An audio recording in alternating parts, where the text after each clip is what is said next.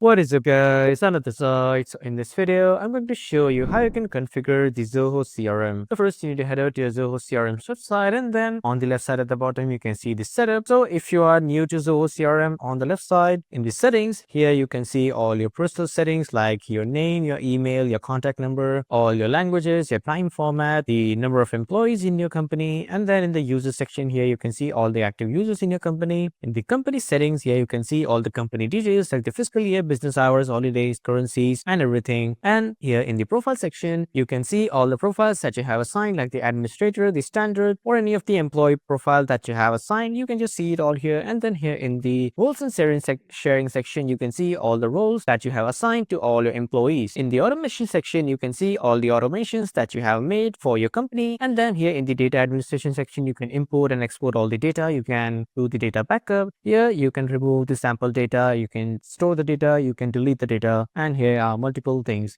You can also take and random API, and then you can connect it to some of the workflow softwares like N10, and then you can use it with the N10 too. So that was all for this video, everyone. Thank you for watching.